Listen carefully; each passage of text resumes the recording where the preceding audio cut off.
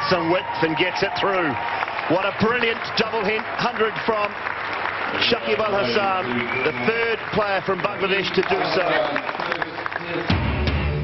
Wellington টেস্টে টাইগারদের রেকর্ডের দিনে সাকিবের ডাবল সেঞ্চুরি, মুশফিকের 1.5 শতক, দেশের পক্ষে যে কোনো জুটিতে সর্বোচ্চ 359 রানের মাইল ফলক। অবশ্যই এটা আমার মনে হয় এখন পর্যন্ত ডেফিনেটলি, কারণ ওয়াসিসে এবং এগেইনস্ট নিউজিল্যান্ড এবং এই মাঠে অবশ্যই একটা রেকর্ড। আমরা যেহেতু এতগুলো টেস্ট খেলছি, দুজনেরই দায়িত্ব আছে যে দলের প্রয়োজনের টাইমে যত বেশি পারা যায় কন্ট্রিবিউট করা, তো সেটাই আসলে চেষ্টা থাকে। দ্বিতীয় দিন শেষে বাংলাদেশের 542 রানের বিশাল সংগ্রহে চাপের মুখে নিউজিল্যান্ড।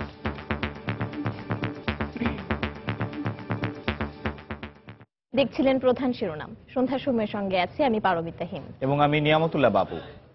এবার অন্যান্য শীর্ষ সংবাদ।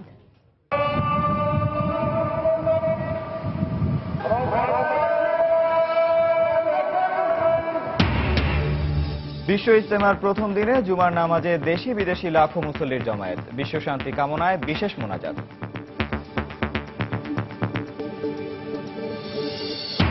বঙ্গোপসাগরের হিরন পয়েন্টে কয়লা ভর্তি জাহাজ ডুবি, 12 নাবিক ও 4 নিরাপত্তা কর্মী উদ্ধার, এখনো শনাক্ত হয়নি জাহাজের অবস্থান। নির্বাচনকালীন সহায়ক সরকারের দাবি বিএনপির, আগামী জাতীয় নির্বাচন সংবিধান অনুযায়ী হবে, আবারও বলল আওয়ামী লীগ। রাজধানীতে ব্যাঙের ছাতার মতো গড়ে উঠেছে অবৈধ ড্রাইভিং প্রশিক্ষণ ইনস্টিটিউট, অদক্ষ প্রশিক্ষকদের গড়া চালকের হাতে ঘটছে দুর্ঘটনা, দায় এড়াচ্ছে বিআরটিএ। এবং প্রচণ্ড শীতে স্থবির উত্তরাঞ্চলের জনজীবন, দুর্ভোগ চরমে, কুড়িগ্রামে সর্বনিম্ন তাপমাত্রা, শৈত্যপ্রবাহ থাকবে আরও 2 দিন, জানিয়েছে আবহাওয়া অফিস।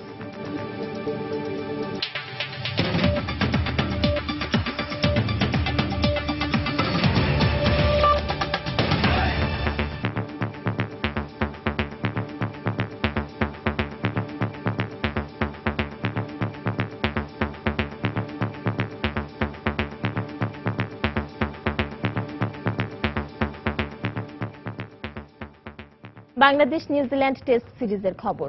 ওয়েলিংটন টেস্টের দ্বিতীয় দিন ছিল টাইগারদের রেকর্ডের দিন। বেসিন রিজার্ভে নিউজিল্যান্ডের বিপক্ষে সিরিজের প্রথম টেস্টের দ্বিতীয় দিন শেষে বিশাল স্কোর গড়েছে টাইগাররা। ক্যারিয়ারের প্রথম ডাবল সেঞ্চুরি তুলে নিয়েছেন অলরাউন্ডার সাকিব আল হাসান। সেঞ্চুরি দেখা পেয়েছেন অধিনায়ক মুশফিকুর রহিমও। যে কোনো জুটিতে দেশের হয়ে সর্বোচ্চ 359 রানের জুটি গড়েছেন দুজন। সাকিব মুশফিকের দুর্দান্ত পারফরমেন্সে দিন শেষে বাংলাদেশের সংগ্রহ 7 উইকেটে 542 রান। মোস্তাফিজুল হক আকাশের তোলা ছবিতে নিউজিল্যান্ড থেকে আরো জানাচ্ছেন হুমায়ুন কবির রোজ। দ্বিতীয় দিনে সুন্দর সকালে প্রত্যাশা ছিল সবার, কিন্তু শুরুতেই মিস্টার কুল মোমিনুলের উইকেট নিয়ে ভিন্ন কিছু ইঙ্গিত দেয় নিউজিল্যান্ড। তবে স্বাগতিকদের জানা ছিল না রঙিন পোশাকে জয় না পাওয়া আহত বাঘেরা সাদা পোশাকে এদিন কিউই পাখিদের ডানা ভেঙে দিবে। মোমিনুলের বিদায়ের পরপরই শুরু সাকিব মুশফিকময় গল্পের। ব্যাটিং গ্রামারে দারুণ সব শট প্রদর্শন করতে থাকা সাকিবের ওপর স্পটলাইটটা ছিল আলাদা করে। 71 রান করে ক্যারিয়ারে 3000 রানের ক্লাবে ঢুকে পড়েন সাকিব। এখানে শেষ না, অধিনায়ক মুশফিকের যোগ্য সঙ্গ নিয়ে 2 বছর পর চতুর্থবারের মতো সেঞ্চুরি উদযাপনে ব্যাট উঁচিয়ে ধরেন বাংলার জান সাকিব আল হাসান। মেঘের আগা জ্যোৎস্নার মতো নয়, ওয়েলিংটনের ক্রিকেট আকাশ ভেদ করে উজ্জ্বল ছড়িয়েছেন অধিনায়ক মুশফিকুর রহিমও। মাটি কামড়ে লড়াই করেছেন আপসহীন ব্যাটে, হাঁকিয়েছেন চতুর্থ টেস্ট সেঞ্চুরি। উদযাপনে বিশেষত্ব দিলেন তামিমে দেওয়া এই কয়েন দেখিয়ে। এরপর চলে গেল 2 সেশন, কিন্তু উইকেট নামক সোনার হরিণের দেখাই মিলছিল না নিউজিল্যান্ডের। পাবেই বা কি করে? এদিন যে সাকিব মুশফিকে মুগ্ধ বাংলাদেশ আর দগ্ধ নিউজিল্যান্ড। তাদের দুজনের ব্যাটিংয়ে তাসমান সাগরের সীমানাও ছাড়িয়েছে কিমিদের হতাশা। বোল্ট টিম সাউদিদের হতাশার সাগরে ভাসিয়ে তৃতীয় বাংলাদেশি হিসেবে ডাবল সেঞ্চুরির চূড়া ছুঁয়ে ফেলেন সাকিব আল হাসান।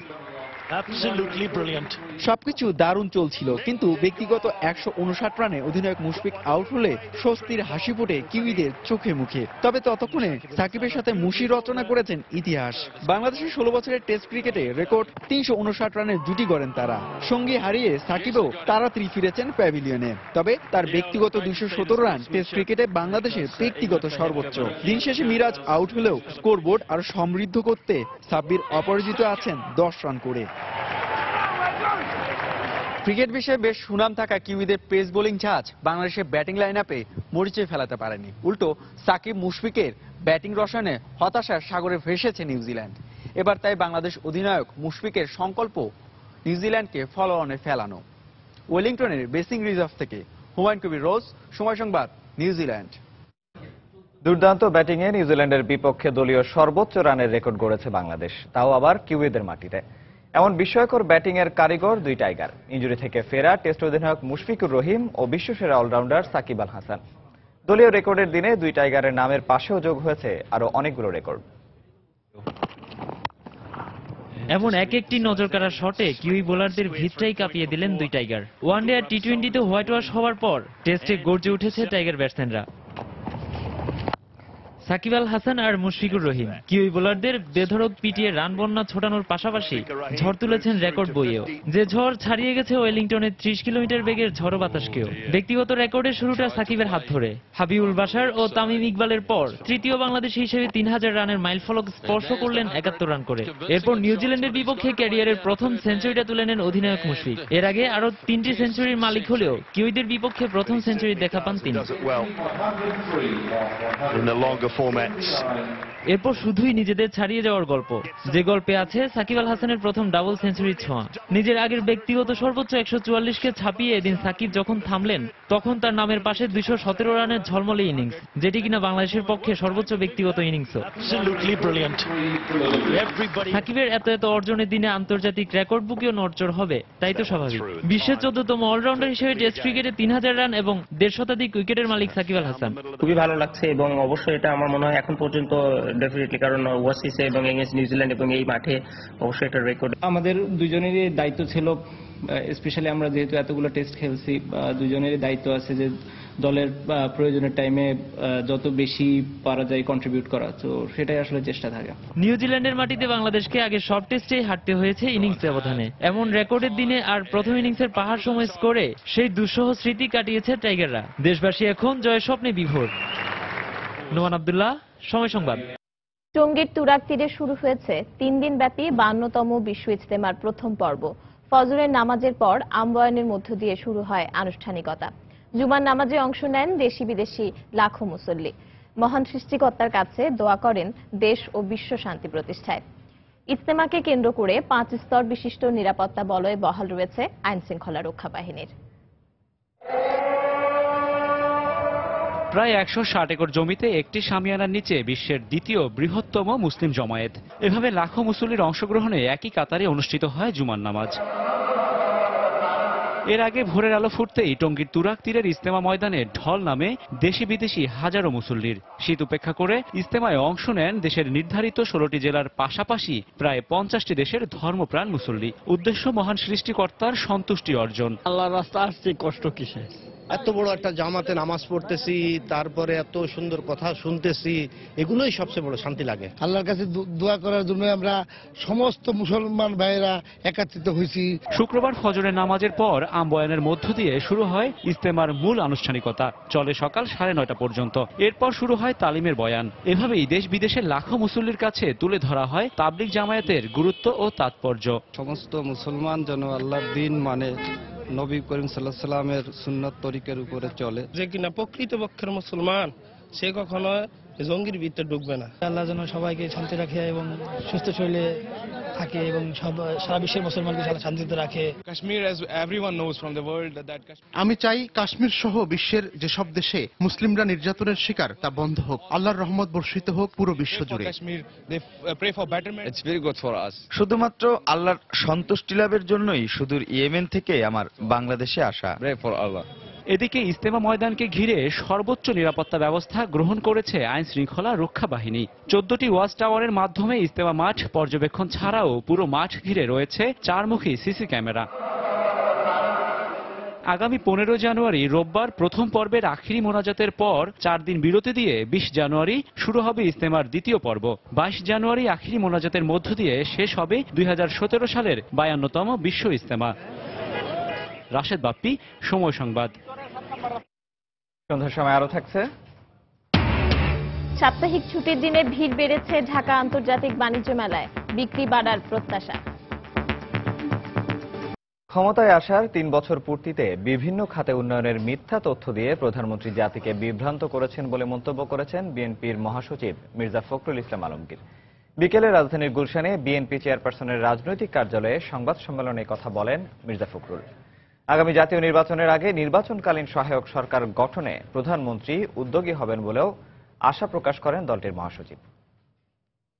দেশবাসীর গণতান্ত্রিক অধিকার হরণ করে উন্নয়নের নামে বর্তমান সরকার জনগণকে বিভ্রান্ত করছে। দেশবাসীর প্রত্যাশা ছিল প্রধানমন্ত্রী তার ভাষণে এই সংকটগুলো নিরসন চিহ্নিত করবেন এবং তার নিরসনের পথের সন্ধান দেবেন। তিনি তা না করে রাজনৈতিক দলগুলোকে শুধুমাত্র নির্বাচনে অংশগ্রহণ করতে বলেছেন। আমরা তো নির্বাচনে অংশ নিতে চাই, সেজন্য প্রয়োজন একটি নিরপেক্ষ নির্বাচন কমিশনের পরিচালনায় সকল দলের অংশগ্রহণের মাধ্যমে নির্বাচনকালীন সময়ে একটি সহায়ক সরকার গঠন করে এই নির্বাচন অনুষ্ঠান। দেশ নয়, বিএনপি এখন সংকটে রয়েছে, তাই তারা জাতির উদ্দেশ্যে দেয়া প্রধানমন্ত্রীর ভাষণে হতাশ। সকালে ধানমন্ডিতে শীত বস্ত্র বিতরণ শেষে আওয়ামী লীগের সাধারণ সম্পাদক ওবায়দুল কাদের সাংবাদিকদের কথা বলেন। তিনি বলেন, আগামী জাতীয় নির্বাচন সংবিধান অনুযায়ী হবে। দেশের কোথাও রাস্তা বন্ধ করে কোনো দলকে সভা সমাবেশ করতে দেয়া হবে না বলেও জানান তিনি। উন্নয়নের এমন কোন শাখা নেই যা নিয়ে তিনি বক্তব্য রাখেননি। সাধারণ মানুষ খুব খুশি, বিএনপির সাধারণ সমর্থকরাও তাদের আনন্দ এবং প্রধানমন্ত্রীর ভাষণে তাদের সন্তোষ তারা প্রকাশ্যেই করেছে। সংকটে আছে বিএনপি, দেশ সংকটে নেই। সমঝোতা সবকিছুই হবে সংবিধান অনুযায়ী। অনুমোদন ছাড়াই রাজধানীতে ব্যাঙের ছাতার মতো গড়ে উঠেছে ড্রাইভিং প্রশিক্ষণ ইনস্টিটিউট। এসব ইনস্টিটিউশনে না আছে অনুমোদিত প্রশিক্ষক, না আছে প্রশিক্ষণের কোনো জায়গা। যোগাযোগ বিশেষজ্ঞরা বলছেন, কর্তৃপক্ষের অবহেলার কারণেই এসব ইনস্টিটিউট মালিকরা প্রশিক্ষণের নামে হাতিয়ে নিচ্ছেন অর্থ। দায়সারা প্রশিক্ষণ দিয়ে অদক্ষদের গায়ে লাগিয়ে দিচ্ছেন চালকের তকমা। এতে কোনোভাবেই কমছে না সড়ক দুর্ঘটনা। তবে বিষয়টি জেনে শুনেও নিজেদের দায় এড়াতে বরাবরের মতোই বিআরটিএ বলছে নজরদারি রয়েছে তাদের। বিস্তারিত জুনায়েদ আল হাবিবের রিপোর্টে। টার্নিং লইতে গেলে ডাইন দিকের ইন্ডিকেটর দেওয়া লাগবে। লাইসেন্স নেই, শিক্ষা নেই, তবুও তিনি প্রশিক্ষক। নিজের একটি অবৈধ প্রশিক্ষণ ইনস্টিটিউটও রয়েছে তার। আর রাজধানীর ব্যস্ত সড়কে ফিটনেসবিহীন গাড়ি দিয়ে এভাবেই প্রতিনিয়ত প্রশিক্ষণ দেন তিনি। এতে ভালো অর্থ উপার্জন হয়, কিন্তু তার হাত ধরে কতজন ভালো চালক হয়েছেন সে প্রশ্নেই থমকে গেলেন। আমরা প্রশিক্ষণ দেই ঠিক আছে, কিন্তু আমরা একজন ক্লিয়ার ড্রাইভার, কিন্তু বিআরটির যে নিয়ম কারণ আছে এগুলা কিন্তু আমি তো ভালো কথা, আমার ওস্তাদও মনে হয় যে ভালো করে জানা। এরকম রাজধানীর অলিতে গলিতে গড়ে উঠেছে অসংখ্য ড্রাইভিং স্কুল। অনুমোদন না থাকলেও প্রশাসনকে ম্যানেজ করে ভালোই চলছে তাদের। সরকারি অনুমোদন লাগে, তবে আমি দিচ্ছি কাগজ, এখন আমারটা আসে না। সরকারি লোকজন তো আইসা ডিস্টার্ব করে, তারপর আমাদের ম্যানেজ করে নিতে হয় আর কি। কাগজপত্র এগুলো তো বের করতে হবে, কইরা দেখতে হবে যে আসলে ওদের শর্ত কি আছে। এই জিনিসগুলো আমাদের আছে, সব এই জিনিসটা মালিকের কাছে। যোগাযোগ বিশেষজ্ঞরা বলছেন, সড়ক দুর্ঘটনা কমাতে সরকারি প্রশিক্ষণ ইনস্টিটিউট বৃদ্ধির পাশাপাশি এসব অবৈধ ইনস্টিটিউট বন্ধে দ্রুত পদক্ষেপ নিতে হবে সরকারকে। ছোট্ট একটা ঘর যেখানে একটা গাড়ি রাখারও তাদের জায়গা নাই, অথচ একটা ছোট্ট ঘরে কিছু আপনি সাইন ইন সিগন্যাল দিয়ে লেখা থাকে ড্রাইভিং ট্রেনিং ইনস্টিটিউট। এগুলো দিয়ে আপনি প্রকৃত ড্রাইভার তৈরি করা খুব কষ্ট এবং আমার মনে হয় দুঃসাধ্য। দায় এড়িয়ে নিয়ন্ত্রণ সংস্থা বিআরটিএ বলছে তদারকি রয়েছে তাদের। যখনই কোনো এলাকায় এ ধরনের স্কুল সম্পর্কে আমরা অভিযোগ আমাদের কাছে আসে, আমাদের ম্যাজিস্ট্রেট যায়, যে সেখানে মামলা করে এবং তাদেরকে ফাইন ইত্যাদি জরিমানা যেটা করার সেটা আইনমত তারা সেই ব্যবস্থা গ্রহণ করে। দেশের সড়ক মহাসড়কগুলো যেন পরিণত হয়েছে মৃত্যুর ফাঁদে। প্রতিদিনই কোথাও না কোথাও ঘটছে দুর্ঘটনা, বাড়ছে অনাকাঙ্ক্ষিত মৃত্যুর মিছিল। বাংলাদেশ প্রকৌশল বিশ্ববিদ্যালয় বুয়েটের এক জরিপ বলছে, এই দুর্ঘটনার 70% ঘটে অদক্ষ চালকের কারণে। তাই যোগাযোগ বিশেষজ্ঞরা বলছেন, দুর্ঘটনার মাত্রা কমাতে সবার আগে নজর দিতে হবে দক্ষ চালক তৈরির বিষয়ে। জুনায়েদ আল হাবিব, সময় সংবাদ, সাভার। সন্ধ্যার সময় আরো থাকছে। কক্সবাজারে কাল দ্বিতীয় ওয়ানডেতে দক্ষিণ আফ্রিকার মুখোমুখি হবে বাংলাদেশ জাতীয় নারী দল। জয়ের ধারায় ফিরতে মরিয়ায় ডেভিড ক্যাপেলের শিষ্যরা। ডুবোচরে ধাক্কা খেয়ে বঙ্গোপসাগরে ডুবে গেছে 1000 মেট্রিক টন কয়লা বোঝাই এমভি আইচকাতি নামের একটি কার্গো জাহাজ। সকালে মংলা বন্দরের হিরন পয়েন্ট সংলগ্ন ফেয়ারওয়ে বয়া এলাকায় এ দুর্ঘটনা ঘটে। জাহাজ কর্তৃপক্ষ জানায় মংলা বন্দর থেকে প্রায় 130 নটিক্যাল মাইল দূরে অবস্থানরত এমভি লেডি মেরি থেকে 1000 মেট্রিক টন কয়লা বোঝাই করা হয় এমভি আইচকাতি কার্গো জাহাজে। সকালে কার্গো জাহাজটি যশোরের নোয়াপাড়ার উদ্দেশ্যে রওনা হয়। পথে বঙ্গোপসাগরের 7 নম্বর ফেয়ারওয়ে বয়া এলাকায় একটি ডুবোচরে ধাক্কা লেগে তলা ফেটে ডুবে যায় জাহাজটি।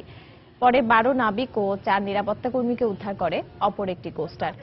তীব্র স্রোতের কারণে ডুবে যাওয়া কার্গো জাহাজটির অবস্থান শনাক্ত করা যায়নি। সম্প্রতি দক্ষিণ আফ্রিকা থেকে 48,000 মেট্রিক টন কয়লা আমদানি করে যশোরের নোয়াপাড়া ট্রেডার্স নামে একটি প্রতিষ্ঠান।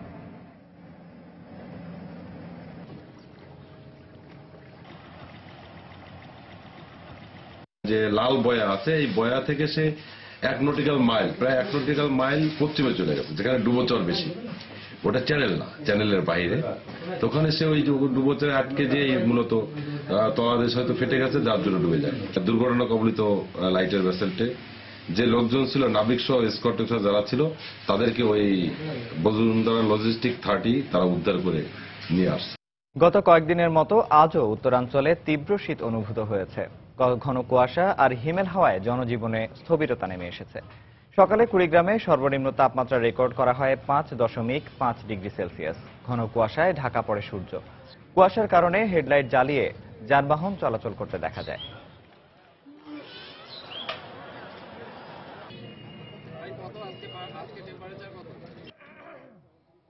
এদিকে কনকনে ঠান্ডা বাতাসে রংপুরে ব্যাহত হচ্ছে স্বাভাবিক জীবন। সবচেয়ে বেশি বিপাকে পড়েছেন শ্রমজীবী মানুষ। সন্ধ্যার পর শীত নিবারণে অনেককেই রাস্তার পাশে খড় জ্বালিয়ে আগুন পোহাতে দেখা গেছে। সকাল থেকে আর কি বাইরে হওয়া যায় না, মানে হাত পা কাঁপানি উঠছে আর কি, বুঝছেন? ওই জন্য আগুন না গিয়া আগুন চাপাচ্ছে। কুয়াশাটা এমন ভাবে লাগতেছে মানে শরীরের মানে যেমন একটা জায়গা পড়া গেলে যা যায় ওই রকম আর কি। শীতে জীবন শেষ, আমার রংপুরত খুব শীত, আর কি করি, এই কম্বল খেতা একবারে অভাব, গরিব মানুষের তো নাই। এদিকে আগামী দুদিন শৈত্যপ্রবাহ বাড়ার পাশাপাশি দেশে বিভিন্ন অঞ্চলে ঠান্ডা ছড়িয়ে পড়ার সম্ভাবনা রয়েছে বলে জানিয়েছেন আবহাওয়া অধিদপ্তরের পরিচালক শামসুদ্দিন আহমেদ। রাতে আবহাওয়া অধিদপ্তরে সাংবাদিকদের একথা বলেন তিনি।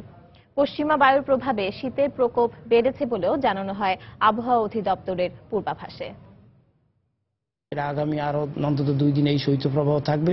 তবে আজকে যে রাত আমাদের সামনে যে রাত অবস্থান আসছে সেই রাতে হয়তো তাপমাত্রা আরো 1 থেকে 2 ডিগ্রি সেলসিয়াস দেশের কোনো কোনো স্থানে কমে যাবে। এবং সেই ক্ষেত্রে যে শৈত্যপ্রবাহ যে এলাকা, বিশেষ করে নর্থ ওয়েস্টার্ন পার্ট যেটা অলরেডি কবলিত, সেই কবলিত এলাকার পরিমাণটা হয়তো আরো কিছুটা বেড়ে যাবে বলে আমি মনে করি। মাদারীপুরে বাস নসিমন সংঘর্ষে 3 জন নিহত হয়েছেন, আহত হয়েছেন আরো 10 জন। সকালে ঢাকা বরিশাল মহাসড়কের সদর উপজেলার সমাদদার এলাকায় এ দুর্ঘটনা ঘটে। হাইওয়ে পুলিশ জানায়, বরিশাল থেকে ঢাকাগামী একটি যাত্রীবাহী বাসের সঙ্গে বিপরীত দিক থেকে আসা একটি নসিমনের সংঘর্ষ হয়। এতে নিয়ন্ত্রণ হারিয়ে বাসটি রাস্তার পাশে একটি দোকানে উঠে যায়। ঘটনাস্থলেই নসিমনের 3 যাত্রী নিহত হন। আহত অবস্থায় বাসের 10 যাত্রীকে উদ্ধার করে মাদারীপুর সদর হাসপাতাল সহ বিভিন্ন ক্লিনিকে ভর্তি করা হয়। দুর্ঘটনায় ঢাকা বরিশাল মহাসড়কে প্রায় আধা ঘন্টা যান চলাচল বন্ধ ছিল।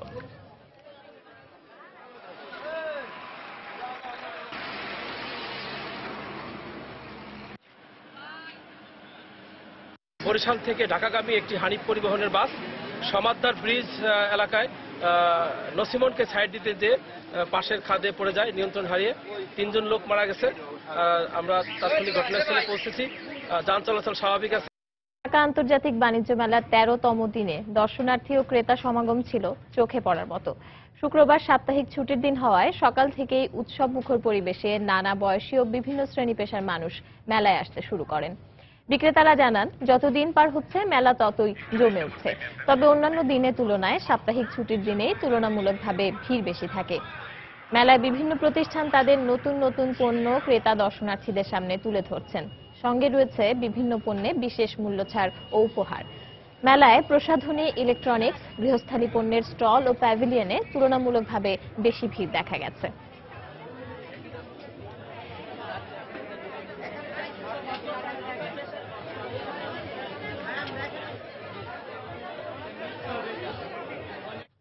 দর্শক, এই মুহূর্তে বাণিজ্য মেলা প্রাঙ্গণে আছেন রিপোর্টার তাহিয়া রুবায়েত অপলা। সরাসরি চলে যাচ্ছি তার কাছে। অপলা, বাবু, আমি এই মুহূর্তে রয়েছি আন্তর্জাতিক বাণিজ্য মেলায়। আর যেমনটা একটু আগেও বলছিলাম যে আজকে যেহেতু দিনটি ছুটির দিন, তো মেলার 13তম দিনে কিন্তু মেলা বেশ ভালোভাবে জমে উঠেছে এবং ছুটির যে একটা আমেজ সেটা কিন্তু মেলা ঘুরে বেশ ভালোভাবেই দেখা যাচ্ছে। প্রত্যেকটা স্টল ঘুরে ঘুরে যেটা দেখতে পাচ্ছিলাম যে দুপুরের পর থেকেই কিন্তু দর্শনার্থীরা এবং ক্রেতারা তারা ভিড় করছে, মেলার দোকানগুলো ঘুরে ঘুরে দেখছে এবং ক্রেতা বিক্রেতাদের মাঝে কিন্তু দরদাম বেশ ভালোভাবেই চলছে। আর ক্রেতা বিক্রেতাদের মাঝে দরদাম নিয়ে একটা অভিযোগ রয়েছে বরাবরের মতোই। ক্রেতারা যেমনটা বলছিল যে বিক্রেতারা নাকি অনেকটা দাম বাড়িয়ে রাখছে, আর বিক্রেতারা বরাবরের মতো বলছিল যে না, তারা নাকি সুলভ মূল্যেই তাদের পণ্যটি ছেড়ে দিচ্ছে। পাশাপাশি খাবারের দোকানগুলো নিয়ে সব থেকে বেশি অভিযোগ আমি পাচ্ছিলাম। একটু আগেও কিন্তু আইন শৃঙ্খলা রক্ষাকারী বাহিনীর অভিযান চলছিল এবং এখনো সেই অভিযান কিন্তু অব্যাহত রয়েছে। তবে অভিযানের সর্বশেষ খবরাখবর আমার কাছে যেটা আছে, আইন শৃঙ্খলা রক্ষাকারী বাহিনী 4টা দোকানকে, 4টা খাবারের দোকানকে প্রায় 5.5 লক্ষ টাকা তারা জরিমানা করেছে বিভিন্ন অপরাধে। এর মাঝখানে অতিরিক্ত মূল্য নির্ধারণের পাশাপাশি অস্বাস্থ্যকর পরিবেশে খাবার রান্না করা থেকে শুরু করে মূল্য তালিকা বাড়িয়ে রাখার যে ব্যাপারটি, প্রত্যেকটা ব্যাপারেই কিন্তু তারা জরিমানা করেছে। এবং আরও একটা ব্যাপার আপনাকে জানিয়ে রাখি, আইন শৃঙ্খলা রক্ষাকারী বাহিনীরা কিন্তু স্টলগুলো ঘুরে ঘুরে দেখছেন এবং প্রত্যেকটা স্টলে অগ্নি নির্বাপক যন্ত্র আছে কিনা ব্যাপারটি কিন্তু তারা নিশ্চিত করছেন। এবং তাদের সঙ্গে কথা বলে জেনেছি যে মেলায় ক্রেতা বিক্রেতাদের নিরাপত্তার সাথেই তারা কিন্তু এই ব্যাপারটি বেশ কড়াভাবে নজরদারিতে রেখেছেন। তো এই মুহূর্তে আমার সঙ্গে একজন বিক্রেতা রয়েছে, তার সঙ্গে কথা বলবো এবং বিক্রেতাদের যে আকর্ষণটা থাকে মেলার, যে ছুটির দিন, অন্যান্য দিনের তুলনায় ছুটির দিনে যে একটা ব্যস্ততা বেশ ভালোভাবে লক্ষ্য করা যায়, তো সেই ব্যাপারে আসলে কথা বলবো। আচ্ছা, আজকে তো অন্যান্য দিনের তুলনায় ভিড় অনেকটাই বেশি, আপনারা সারা সপ্তাহ তো অপেক্ষা করেন আজকের দিনটার জন্য, তো এই ব্যাপারে সার্বিক যে পরিস্থিতি বেচা বিক্রি কি বলতে চান? আসলে ফ্রাইডেতে সবারই একটা এক্সপেকটেশন থাকে, হাই এক্সপেকটেশন থাকে, সো আমরা ওই এক্সপেকটেশন অনুযায়ী আগাচ্ছি। আর আমি মনে করি যদি রেস্ট অফ দ্য ডেইসে যদি এইরকম একটা রাশ আমরা পাই, ইনশাআল্লাহ we can achieve our target very easily. অনেক ধন্যবাদ জানাচ্ছি। তো দর্শক, এই ছিল এই মুহূর্তে আমার কাছে সর্বশেষ খবরাখবর এবং সার্বিকভাবে ঘুরে দেখেছি নিরাপত্তা ব্যবস্থাও কিন্তু বেশ ভালো রকমই রয়েছে। এই ছিল আমার কাছে এখানকার সর্বশেষ খবর।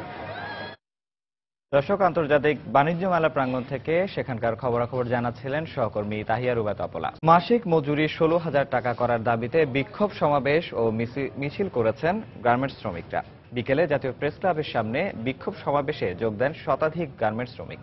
তাদের অভিযোগ, বছর বছর দ্রব্যমূল্য ও বাসা ভাড়া অস্বাভাবিকভাবে বাড়লেও শ্রমিকদের মজুরি বাড়ানো হয় সামান্য। তারা বলেন, দিন দিন গার্মেন্টস শ্রমিকদের ওপর দমন পীড়ন বেড়ে চলছে। একই সঙ্গে ন্যায্য আন্দোলনে পুলিশের বাধা ও মিথ্যা মামলা দিয়ে শ্রমিকদের হয়রানি করা হচ্ছে। শ্রমিকদের বিরুদ্ধে করা সব মামলা প্রত্যাহারের দাবি জানান তারা। সমাবেশ শেষে একই দাবিতে গার্মেন্টস শ্রমিকরা একটি বিক্ষোভ মিছিল বের করেন। মিছিলটি পল্টন মোড় থেকে হাইকোর্ট মোড় ঘুরে প্রেস ক্লাবের সামনে গিয়ে শেষ হয়। বাড়ি ভাড়া বাড়ানো হয়, পরিবহন ভাড়া বেড়েছে সমস্ত জায়গায়। যদি বাড়ি ভাড়া নাও বাড়ে, গাজীপুরে যে ফ্যাক্টরি আছে।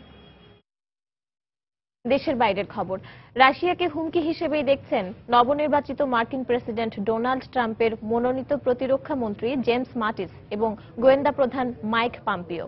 রাশিয়া নিয়ে ট্রাম্পকে সতর্ক করে দিয়ে জেনারেল জেমস মাটিস বলেছেন, দ্বিতীয় বিশ্বযুদ্ধের পর এ সময়েই ন্যাটো জোট সবচেয়ে বড় আক্রমণের মুখে আছে। সিনেট আর্মড সার্ভিসেস কমিটিতে তিনি বলেন, রুশ প্রেসিডেন্ট ভ্লাদিমির পুতিন ন্যাটো দেশগুলোতে বিভক্তি সৃষ্টির চেষ্টা করছেন। মস্কোর সঙ্গে যোগাযোগ রক্ষা করে চলা ট্রাম্পের ইচ্ছাকে সমর্থন জানানোর পরও মাটিস বলেন, রাশিয়ার আচরণ মোকাবেলা করে চলার জন্য যুক্তরাষ্ট্রকে প্রস্তুত থাকতে হবে। সিআইএ প্রধান হিসেবে ট্রাম্পের মনোনীত মাইক পম্পিও বলেন, মস্কো ইউরোপে একটি হুমকি। রাশিয়ার সমালোচনা করে তিনি বলেন, রাশিয়া আগ্রাসন চালাচ্ছে, ইউক্রেন দখল করে নিচ্ছে, ইউরোপে হুমকি হয়ে উঠছে এবং আইএস জঙ্গি নির্মূলে রাশিয়া কিছুই করছে না বলেও মন্তব্য করেন তিনি। South and East China Seas and in cyberspace are now pushing new boundaries and creating heart and you're carrying. যুক্তরাষ্ট্রে ভিসা ছাড়া প্রবেশ করা কিউবানদের স্থায়ীভাবে বসবাসের অনুমোদন দেয়া সংক্রান্ত নীতির আনুষ্ঠানিক সমাপ্তি ঘোষণা করেছেন বিদায়ী মার্কিন president Obama. Wet food dry food শীর্ষক 20 বছরের পুরনো এই নীতি অনুযায়ী যুক্তরাষ্ট্রে ভিসা ছাড়া প্রবেশ করলেও সেখানে 1 বছর বসবাসের পর যে কোনো কিউবান নাগরিককে স্থায়ীভাবে থাকার বৈধতা দেয়া হতো। এর বিনিময়ে যুক্তরাষ্ট্র থেকে বিতাড়িত কিউবানদের গ্রহণ করার বিষয়ে সম্মত হয়েছিল হাভানা। তবে এই নীতি তুলে নেয়ার কারণে মেক্সিকো সীমান্তে আটকে পড়েছে বহু আশ্রয় প্রত্যাশী কিউবান। ক্ষমতা হস্তান্তরের শেষ মুহূর্তে ওবামার এ ধরনের সিদ্ধান্ত দুদেশের সম্পর্কের উষ্ণতায় ভাটা ফেলবে বলে মত বিশ্লেষকদের। অভিবাসন বিরোধী নবনির্বাচিত প্রেসিডেন্ট ডোনাল্ড ট্রাম্প আনুষ্ঠানিকভাবে ক্ষমতা গ্রহণের পর কিউবার সঙ্গে সম্পর্ক কোন পর্যায়ে গড়াবে তা নিয়ে প্রশ্ন উঠেছে।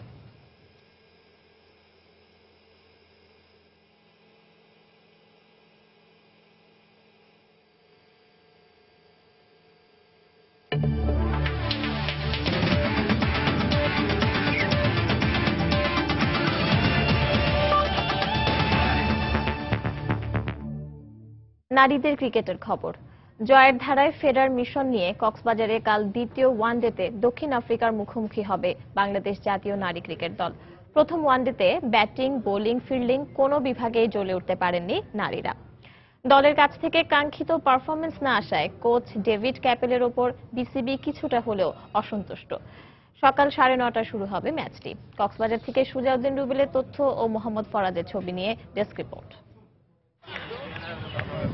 দক্ষিণ আফ্রিকার বিপক্ষে প্রথম ম্যাচে ব্যাটিংয়ে সেই চিরচেনা অসহায় আত্মসমর্পণ। বিদেশি কোচ দিয়েও এই রোগ সারছে না নারী দলের। দল নিয়ে এবার বোমাটা ফাটালেন বাংলাদেশের নারী ক্রিকেটের মূল অভিভাবক এম এ আউয়াল। বিসিবির কাঠগড়ায় ইংলিশ কোচ ডেভিড ক্যাপেল দায়িত্ব নেবার পর বেশ কমাস পার হয়ে গেলেও এখনো নাকি দলকে নিয়ে পরিকল্পনার ছকই আঁকতে পারেনি ক্যাপেল। তাই ডেভিডের ওপর সন্তুষ্ট নয় BCB. Number of batting order যেটা, সেখানে কে কোথায় ব্যাটিং করবে এই জিনিসটা ফিক্স করতে পারতেছে না কোচের সাথে আমি কালকে কথা বলেছি।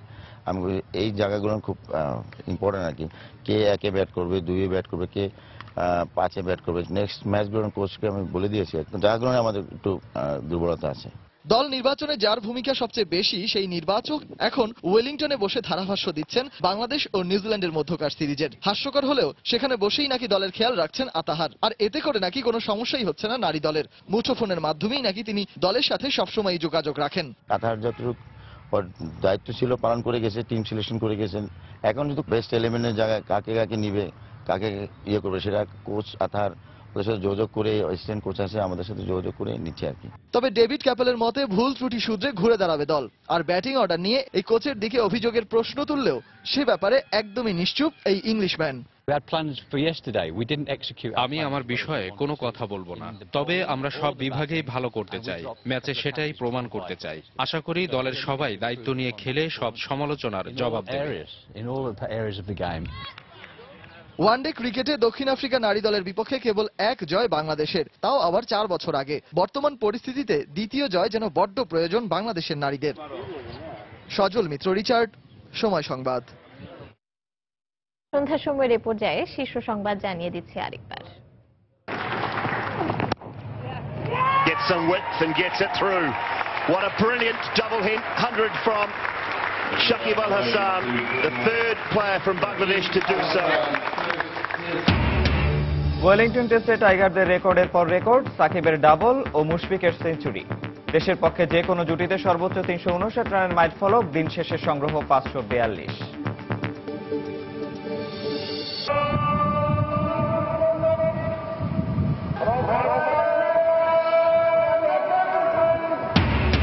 বিশ্ব ইজতেমার প্রথম দিনে জুমার নামাজে দেশি বিদেশি লাখো মুসল্লির জমায়েত।